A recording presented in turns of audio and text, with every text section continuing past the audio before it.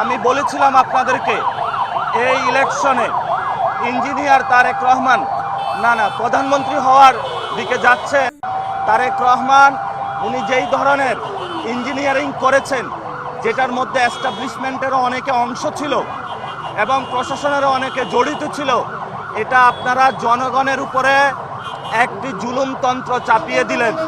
আমরা শুনতে পাচ্ছি অনেক উপদেষ্টা সেফ এক্সিট নেওয়ার চিন্তা করছেন। আমরা দেশবাসীকে আহ্বান জানাবো, উপদেষ্টাদেরকে আহ্বান জানাবো যে সেফ এক্সিট নেওয়ার আগে সম্পদের হিসাব বিবরণী দিন। জনগণের সামনে কি কাজ করেছেন এতদিনে সেই বিষয়ে আপনাদের সালতামামি প্রকাশ করুন। এবং ডক্টর ইউনূস, আপনি যেই ধরনের ইঞ্জিনিয়ারিংয়ের সহযোগিতা করেছেন এই ঘৃণ্য বাংলাদেশ, এটা ইতিহাসে মনে রাখবে।